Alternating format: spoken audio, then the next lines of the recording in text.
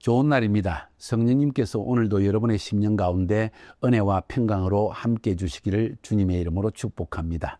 오늘은 에스라서 4장 말씀을 통해서 성령님께서 우리에게 주시는 음성을 들을 수 있기를 바랍니다. 에스라서 4장의 말씀은 무엇에 대한 이야기일까요? 오늘 여러분 본문을 읽어보시면 알 수 있는 것처럼 한 가지 사실을 전하고 있습니다. 그것은 하나님의 성전을 지으려고 하는데 원수들의 반대가 많았다, 혹은 주변 민족들의 방해 때문에 성전 건축이 중단되어졌다 하는 내용이 흐르고 있고, 그 다음 장인 5장으로 넘어가 보면은 무슨 이야기가 나오는 거 아니? 학개와 스가랴 선지자가 나타나서 어떻게 해서 너희들은 사방으로 잘 벽을 쌓은 집에 살면서 하나님의 성전 건축을 하지 않느냐 하는 책망의 이야기가 나옵니다. 다시 말해서 우리가 앞장에서 에스라서 3장에서 본 것처럼 성전 건축의 기초공사를 했는데 주변 민족들의 대적들의 반대 때문에 결국 건축을 하지 못하고 다리오 왕 2년까지 건축이 중단된 사실을 말하고 싶은 것이 오늘 4장의 이야기입니다. 근데 이 4장의 이야기를 살펴보면 4명의 왕의 이야기가 나옵니다. 페르시아 왕들의 이야기. 첫 번째 왕이 고레스 왕입니다. 성전을 건축하라는 칙령을 내린 왕입니다. 두 번째 다리오라는 왕이 나오는데 이 왕은 4번째 왕입니다. 다리오 왕 2년까지 성전 건축이 중단되었다는 이야기가 나온다는 것입니다.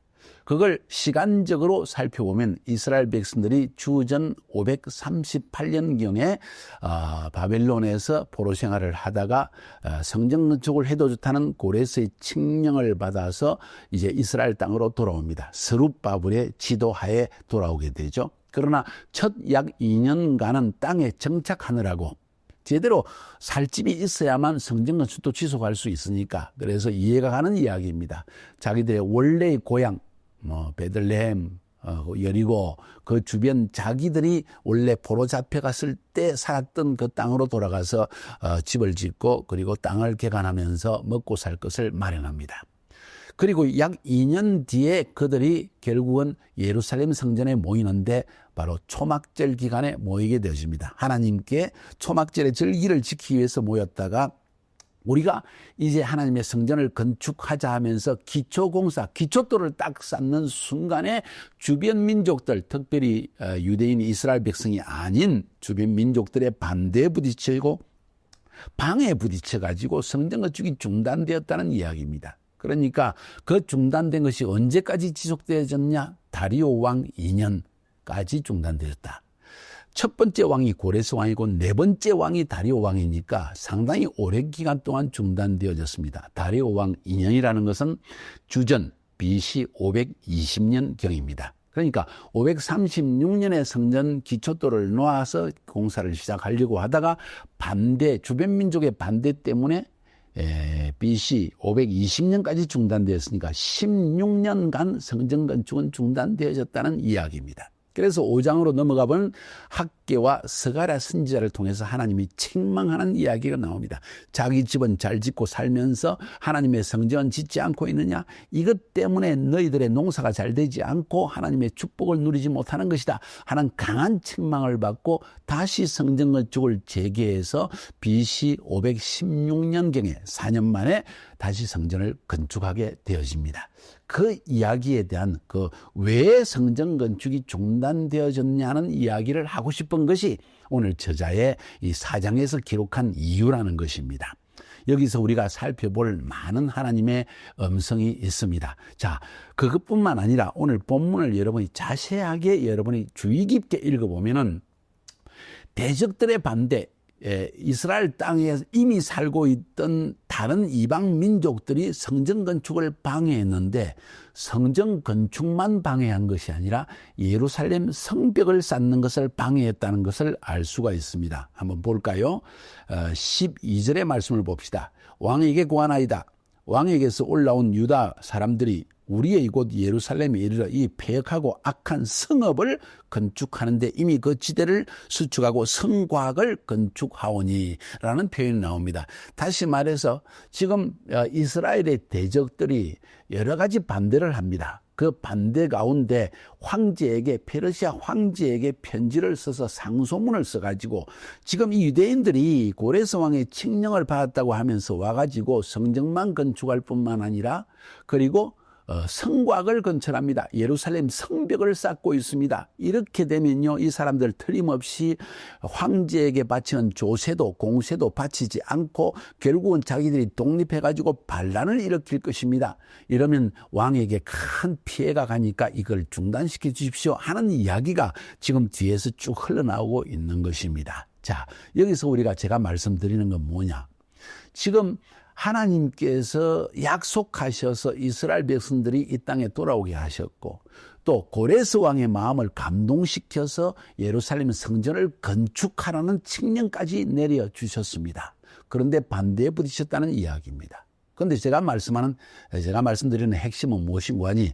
오늘 이 4장에서는 성전 건축만을 방해한 것이 아니라 성전 건축 이후에 약 80년 뒤에 느헤미야를 통해서 예루살렘 성벽을 쌓기 위해서 느헤미야가 돌아옵니다. 아닥사스다 왕의 허락을 받고 느헤미야가 와서 성벽을 쌓고 있는데 그 성벽 쌓는 것도 방해한 이야기가 나온다는 거예요.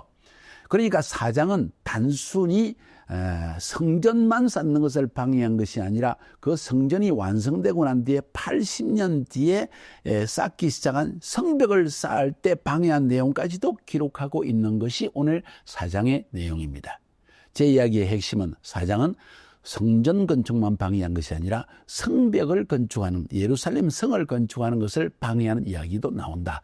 왜 이 이야기를 이렇게 적었을까요? 그것은 하나님께서 이스라엘 백성들에게 고레스의 마음을 감동시키셔서 칙령을 내려서 하나님의 시간 70년이란 포로 생활이 끝났기 때문에 너희들을 돌아가게 하겠다, 성전을 쌓게 하겠다, 너희 민족을 회복시켜 주겠다 하는 약속을 주셨는데도 불구하고 이러한 방해의 세력이 있었다는 것입니다.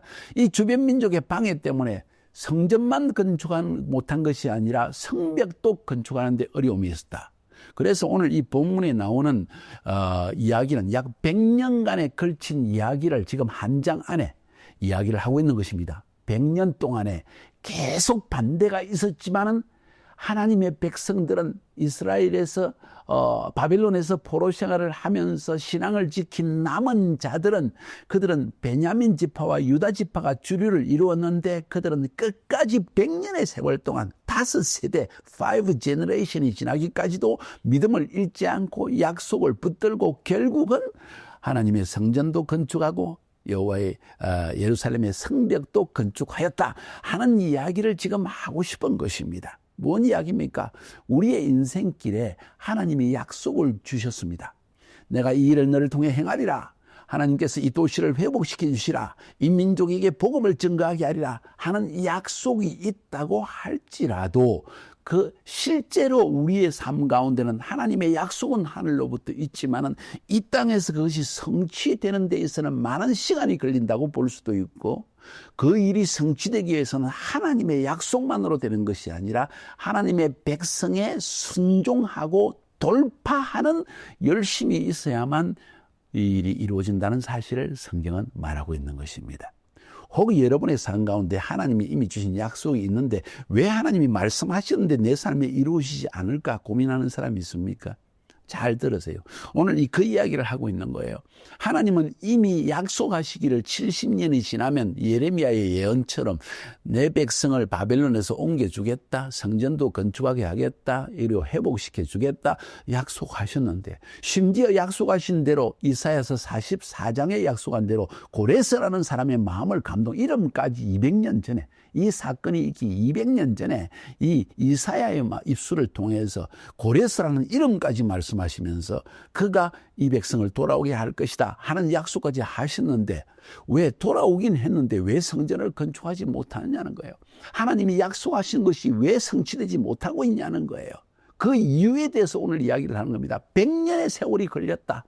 성전을 건축하고 그리고 성벽을 쌓는데 다른 말로 표현해서 이스라엘 민족의 정체성을 아이덴티티를 다시 회복하고 하나님의 나라 이스라엘 백성 택한 타락한 백성의 나라, 하나님이 원하시는 그 나라를 다시 회복시키는데 100년의 세월이 걸렸다는 것입니다. 뭔 이야기입니까? 약속은 있지만은 그 약속이 이루어지기 위해서 성도들의 인내와 돌파하는 열심과 순종이 있어야만 하나님의 사역은 이루어진다는 것을 말하는 것이 아닐까요? 우리의 삶 가운데 이런 일들이 반드시 있다는 것입니다. 하나님이 여러분을 부르실 때 여러분을 통해서 하실 일들이 있습니다. 그래서 약속도 주십니다. 강한 믿음도 주십니다. 그런데 상황을 보니까 마치 모든 것이 사면초가로 갇혀서 아무것도 되지 않는 것처럼 보일 때가 있다는 것입니다. 온갖 방해가 있습니다. 오늘 방해에 대해서 한번 이야기해 볼까요? 오늘 1절부터 5절까지 보면은 그 주변 백성들이 거짓말로 속여서 너희들하고 같이 건축하자, 우리도 동참할게 하지만은 실제로는 그걸 방해하기 위해서 들어오는 것입니다. 그 사실을 알 수가 있습니다. 그래서 너희들은 우리와 분깃이 없다, 우리는 하나님의 명령을 받아서 바벨론에서 온 사람들이 이 성전을 건축하라고 했다고 하면서 하니까 이 사람들이 첫 번째 방해 공작을 벌입니다. 그래서 계속 방해하기 때문에 백성들이 성전을 건축하는데 힘이 빠지게 만듭니다. 낙담하게 만듭니다. 낙심케 하는 악한 일을 행합니다.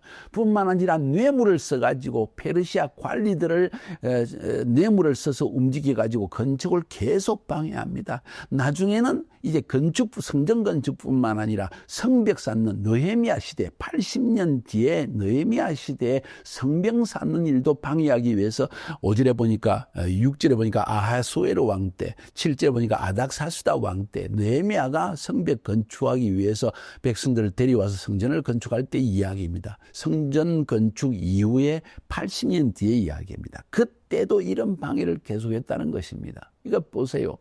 우리가 하나님 일을 감당할 때 사단은 가만히 있지 않습니다. 이 세상도 가만히 있지 않습니다. 하나님의 역사를 이루기 위해서 굉장히 중요한 것이 뭔지 아십니까? 우리의 약속에 대한 믿음뿐만 아니라 순종하면서 돌파하는 영이 우리에게 필요하다는 것입니다. 성경은 오늘 이것을 말하고 있는 것입니다. 여러분의 삶에 하나님의 축복이 임하지 않는다고 여러분이 의심하고 혹은 갈등하고 혹은 절망하고 있습니까? 그럴 때가 아니죠. 오히려 약속의 말씀을 붙들고 주님이 말씀하신 것을 나를 통해 이루기를 원합니다 하면서 돌파할 때가 되었다고 저는 생각합니다. 우리의 가정에서도 또 우리의 교회에서도 하나님 우리나라 안에서도 민족 안에서도 열방 가운데서도 하나님의 복음이 전파되어지고 수많은 사람이 구원받기 위해서 해야 될 일은 돌파하는 영이 우리에게 필요하다. 모든 방해를 무릅쓰고 돌파하는 여러분이 되기를 주님의 이름으로 축복합니다.